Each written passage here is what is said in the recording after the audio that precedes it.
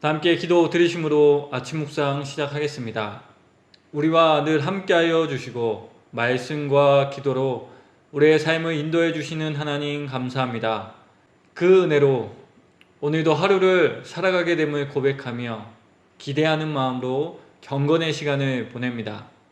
이 시간 우리의 마음과 생각을 주장하여 주셔서 주님의 인도하심의 손을 발견하게 하여 주시고 그 은혜에 감화 감동되어 오늘의 삶에서 마주하는 모든 일과 생각을 잘 감당하게 하옵소서. 이 시간 우리를 위하여 빛을 비추시며 하나님의 하나님 되심을 기억하게 하시는 성령 하나님의 인도하심에 따라 예배 드립니다. 주님 홀로 영광 받아 주시옵소서. 감사드리며 예수님의 이름으로 기도드립니다. 아멘. 함께 찬송가 292장 함께 찬양 드리겠습니다.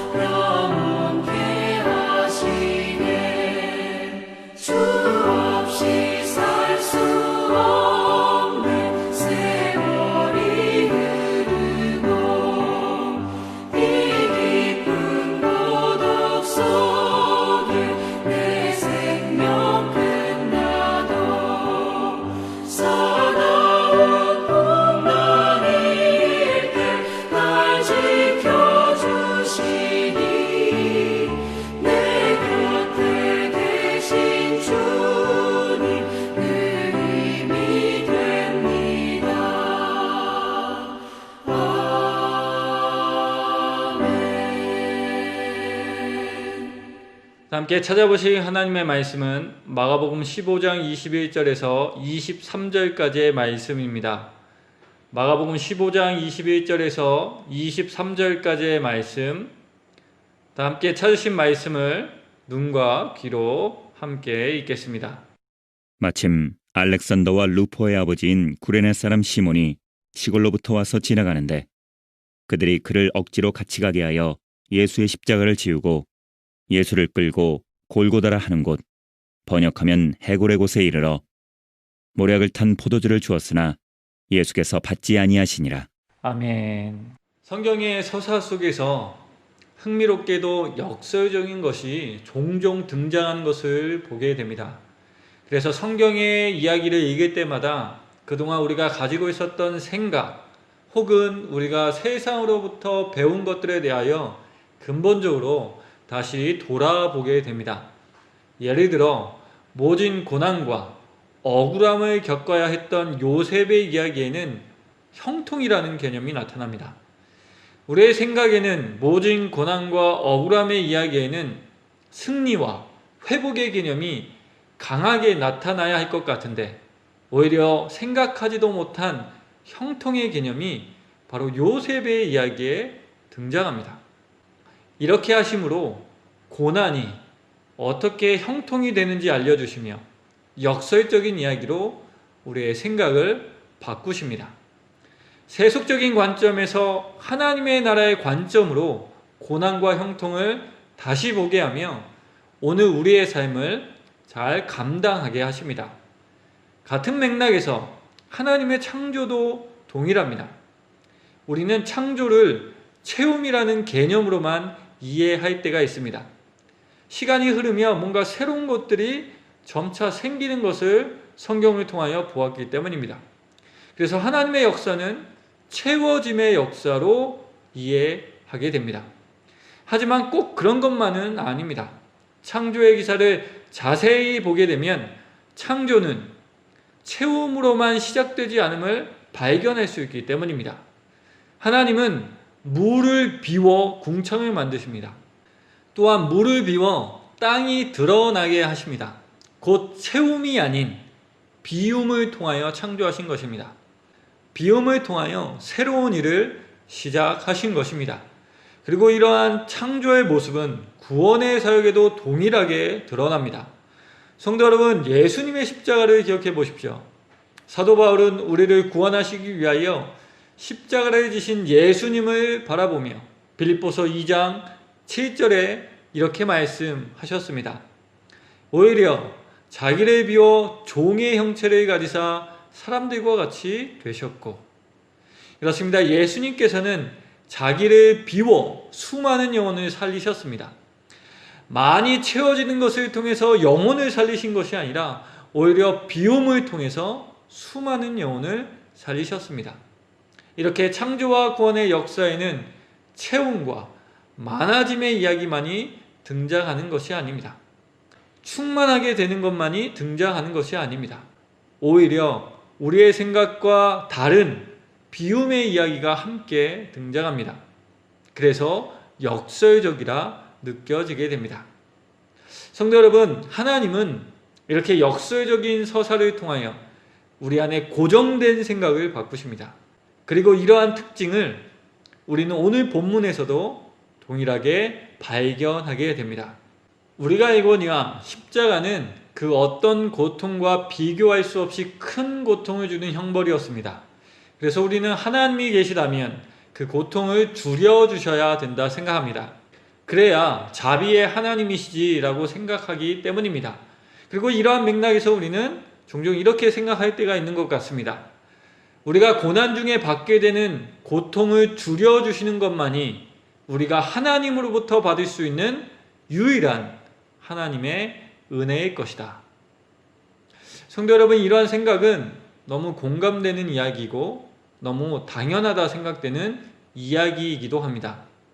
하지만 놀랍게도 우리는 십자가의 사건에서 고통을 줄여주시는 이야기가 아닌 고통을 있는 그대로 당하게 하시는 하나님을 발견하게 됩니다. 우리의 생각과 전혀 다른 이야기가 전개되고 있는 것이죠. 오늘 본문을 보시면 누군가가 예수님에게 몰약을 탄 포도주를 주었습니다. 여기서 몰약을 탄 포도주는 마취의 효과를 지닌다고 합니다. 곧 그것은 고통을 덜어주는 음료였던 것입니다. 우리의 생각에서 볼 때 고통당하시는 예수님에게 몰약을 탄 포도주는 하나님의 은혜라 여겨집니다. 또한 그렇게 전개되어야만 된다고 생각합니다. 이것이 은혜라 생각하기 때문입니다. 그러나 놀랍게도 예수님은 그것을 마시길 거부하셨습니다. 왜 그러하셨을까요? 마지막 만찬에서 다시는 포도나무에서 난 것을 마시지 않겠다는 말씀을 지키시기 위함이었을까요? 아니면 마실 기운조차 없으셔서 그러셨던 것일까요? 사실 우리는 이 질문에 대한 답을 너무나 잘 알고 있습니다. 그것을 거부하신 이유가 우리의 죄의 대가를 다 지불하기 위함임을 우리는 이미 익히 들어 알고 있습니다. 그러나 성도 여러분, 한번 이 답에 대하여 생각해 보기를 소망합니다. 만약 예수님께서 몰약을 탄 포도주를 드셨다면 예수님은 죄의 대가를 다 지불하지 않으신 것이 되시나요? 만약 예수님이 몰약을 탄 포도주를 드셨다면 예수님의 사랑과 은혜와 희생의 가치가 떨어지게 되는 것인가요? 아닙니다. 드셨다고 해서 예수님의 구원의 사역이 이루어지지 않는 것은 아닐 것입니다. 만약 그렇게 생각한다면 이것은 비약입니다. 하지만 그럼에도 불구하고 만약 예수님이 몰약을 탄 포도주를 드셨다면, 그래서 고통을 피하셨다면 우리의 마음 한편에 왠지 모를 찝찝함이 남아있을 것 같습니다. 예전에 청년들과 성경 공부를 하면서 이 질문으로 함께 고민한 적이 있었습니다. 그런데 그 중에 한 청년이 만약 예수님이 몰약을 탄 포도주를 마셨고 그것으로 고통을 피하셨다면 왠지 모르게 마음에 찝찝함이 남을 것 같다 이야기한 적이 있었습니다. 그래서 예수님의 순환기사를 읽을 때마다 생선을 먹다 가시가 목에 걸린 것 같은 느낌을 받을 것 같다고 말했습니다. 성도 여러분, 그렇다면 왜 우리는 이런 찝찝함을 느끼게 되는 것일까요? 이유는 한 가지라 생각됩니다. 예수님은 고통을 피해서는 안 된다는 생각을 우리가 가지고 있기 때문입니다. 그렇다면 왜 예수님은 고통을 피하지 않으셔야 했을까요? 왜 우리는 그렇게 생각하고 있을까요? 아니, 왜 그렇게 생각하게 되었을까요? 왜냐하면 그래야만 대속의 은혜가 온전해진다 생각하기 때문입니다. 고통을 피하지 않고 그 고통을 다 감당하실 때 비로소 온 세상의 죄를 지고 가시는 어린 양으로 인정받을 수 있다 생각하기 때문입니다. 그런데요, 바로 여기서 우리는 우리의 모순됨을 발견하게 됩니다. 우리는 고통의 문제를 보며 예수님은 그 고통을 있는 그대로 받으셔야 된다 생각합니다. 그 고통 중에도 피해서는 안 되는 고통이 있다는 것을 암묵적으로 동의하고 또한 요구하고 있는 것입니다. 그런데요, 우리는 우리 자신에게 닥친 고통의 문제에는 이렇게까지 생각하지 않습니다. 내가 겪는 고통은 반드시 줄여주셔야 된다고 생각합니다. 그것이 고난 중에 우리가 받아야 하는 유일한 은혜이어야 된다 생각합니다. 이것만이 신앙을 통해 얻게 되어지는 유익이라 생각합니다. 물론 하나님은 분명 우리의 고통을 줄여주십니다. 가장 무거운 부분을 대신 지시며 가벼운 멍에를 우리에게 주십니다. 그러나 성도 여러분, 가벼운 멍에를 진다는 것도 고통을 수반하는 것입니다. 더 나아가 고통 중에서도 피하고 줄여야 하는 고통이 있지만 또한 받아들여야 하는 고통도 있습니다. 그것을 우리는 오늘 몰약을 탄 포도주를 마시기 거부하신 예수님의 모습을 통해서 발견하게 됩니다. 성도 여러분, 예수님께서는 왜 몰약을 탄 포도주를 마시지 않으셨을까요? 가장 고통스러우셨을 때 왜 예수님은 그것을 거부하셨을까요? 왜 성부 하나님은 그 고통의 양을 줄여주시지 않으셨을까요? 그것은 고통 중에도 있는 그대로 받아야 되는 고통이 있음을 알려주시기 위함은 아닐까요? 우리가 몰약을 탄 포도주를 예수님이 마셨다고 가정했을 때의 찝찝함을 느꼈다면 이것은 우리의 삶에서도 동일하게 고통을 피하지 말아야 할 때가 있다는 것을 우리도 알고 있다는 것을 보여주는 것은 아닐까요? 말씀을 준비하면서 이와 같은 이야기가 너무 잔인하게 들릴 수 있다는 생각에 걱정되었습니다. 모쪼록 그렇게 들리지 않게 되길 소망합니다. 오늘 말씀을 묵상하며 고통을 피하지 않으신 예수님을 보며 고통당함을 피하고 줄이는 것만이 하나님의 역사가 아님을 마음속에 새겨보는 우리가 되기를 소망합니다. 성도 여러분, 하나님은 분명 우리의 고통을 줄여주십니다. 감당할 수 있도록 우리를 인도하십니다. 그러나 때론 고통의 숫자가 0이 되게 하지 않으실 때도 있습니다. 완전하게 없애주시지 않을 때도 있습니다. 통증을 느끼며 그 과정을 걸어가게 하실 때가 있습니다. 그러나 그렇다고 해서 이것이 하나님의 은혜가 없거나 하나님이 나를 떠나셨다는 증거는 아닙니다. 오히려 하나님은 고통을 감당하게 하시며 그 고통의 의미를 발견하게 하시기 때문입니다. 더 나아가 그 고통을 통하여 우리의 삶의 변화와 성숙을 이끌어 내시기 때문입니다. 말씀을 묵상하며 이것이 신앙으로 우리의 삶을 살아가게 되는 성도에게 얼마나 필요하고 유익한 것인지 생각하게 되었습니다. 왜냐하면 우리의 삶에서 일어나는 일들 중에 고통을 피하기 위하여 노력하는 데만 힘쓰므로 오히려 더 큰 공경에 빠지는 것을 종종 보기 때문에 그렇습니다. 고통을 피하고자 하는 것이 하나님의 은혜이며 인도하심이라 생각하며 너무 쉽게 타협하는 모습을 보게 되기 때문입니다. 그래야 오히려 더 상황을 악화시키며 막심한 피해까지 입게 된 이야기를 종종 듣게 됩니다. 심지어 인생의 진로까지 바뀐 것을 보게 됩니다. 그런 모습을 보고 들으며 오히려 고통을 회피하려고 하지 말고 그것을 직면했다면 그런 결말을 당하지 않을 것 같은데 라는 생각도 하게 됩니다. 고통도 감당해야 하는 고통이 있음을 알려주시는 하나님을 기억했다면 좀 다른 이야기가 쓰여지지 않았을까라는 생각도 하게 됩니다. 물론 이것도 결과주의의 오류를 범하는 것일 수도 있습니다. 그러나 고통을 회피하지 말아야 할 때가 있다는 것은 부인할 수 없는 것 같습니다. 그렇습니다. 성도 여러분, 우리는 오늘 고통을 회피하지 않으시고 십자가를 지신 예수님을 보며 우리의 죄를 있는 그대로 담당하신 예수님을 보게 됩니다. 또한 이 사건을 보며 우리는 고통을 피하게 하시는 것만이 하나님의 인도하심이 아닐 수도 있다는 것을 묵상하게 됩니다.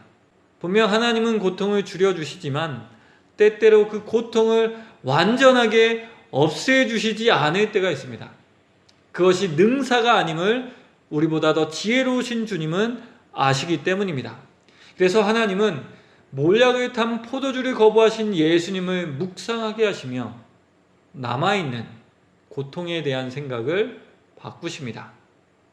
특별히 성경에서 가장 심한 고통을 다루고 있는 본문에서 역설적으로 고통을 거부하지 않으신 예수님을 보게 하시며 고통에 대한 이해를 넓혀주십니다.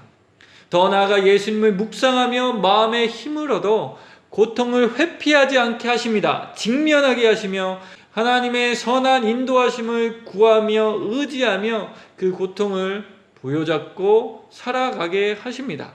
모쪼록 역설적인 서사로 우리의 생각을 바꾸시며 오늘의 어려움과 고통을 감당하게 하시는 하나님을 기억하며 오늘도 주와 함께 동행하게 되는 우리 모두가 되길 주님의 이름으로 강복하며 이 말씀을 전해드렸습니다.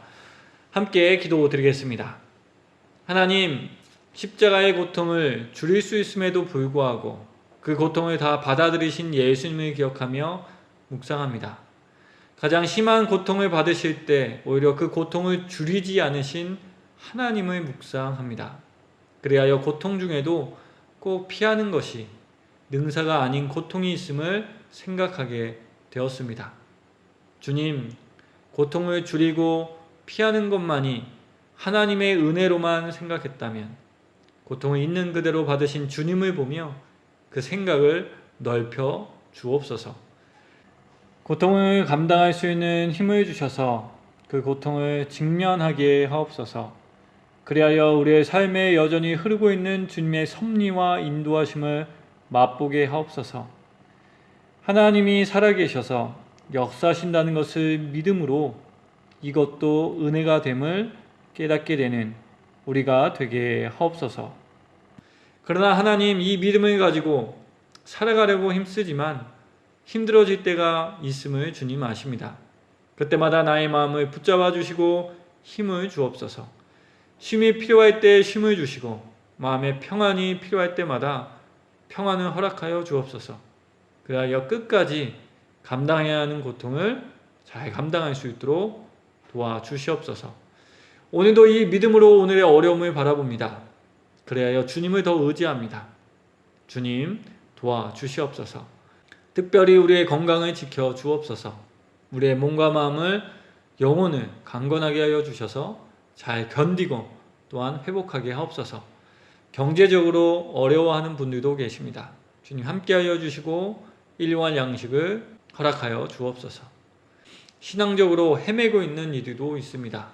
주님 인도하여 주시고 그 마음과 생각을 붙잡아 주셔서 주님 바라보게 하옵소서.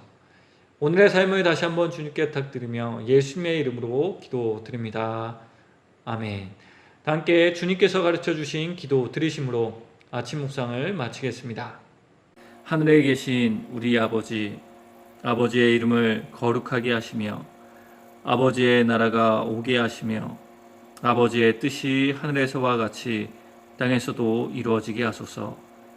오늘 우리에게 일용할 양식을 주시고 우리가 우리에게 잘못한 사람을 용서하여 준 것 같이 우리 죄를 용서하여 주시고 우리를 시험에 빠지지 않게 하시고 악에서 구하소서.